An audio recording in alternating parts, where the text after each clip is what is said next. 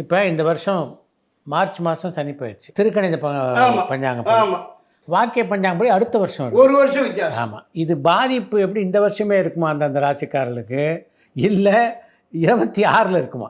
எதை வந்து ஃபாலோ பண்ணுறது? இது எப்பொழுதுமே நடந்துட்டுருக்கு, இன்றைக்கி மட்டும் புதுசு இல்லை. இது ஒரு 10-15 வருஷமாகவே இந்த டிஃப்ரென்ஸ் வந்துட்டு தான் இருக்குது. இப்போ எங்கிட்ட வந்தால் நான் திருக்கணிதப்படி சொல்லுவேன் பலன், வாக்கியப்படி நான் சொல்ல மாட்டேன். அப்போ நான் இந்த 29 மார்ச் சனி பயிற்சின்னு சொல்லி அதன் பிறகு ஒருத்தர் ஏப்ரலில் வராருன்னு வைங்க, நான் கிரகம் அங்கே போட்டுருவேன். இப்போ இருக்கிற சனி கும்பத்தில் இருக்கார், நான் மீனத்தில் போட்டு தான் பலன் சொல்லுவேன்னு வைங்க. தட் இஸ் மோர் தென் 60-70% திருக்கணிதப்படி சொல்கிறது தான் சரியாக வருங்கிறது என் கருத்து. கோவிலுக்கு போனாலும் வாக்கியம் எடுத்துக்கலாம்.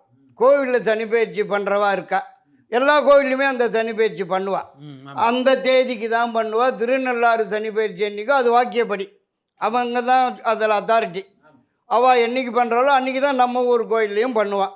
அது கோயிலுக்கு மட்டும்தான் உதவுமே தவிர ஜாதக பலனுக்கு திருக்கணிதம் தான் சரிப்பட்டதுங்கிறது என்னுடைய ஆணித்தரமான கருத்து.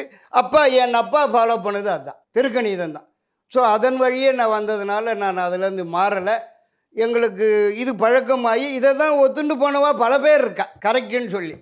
அதனால் என்னை கேட்டால் இதுதான்.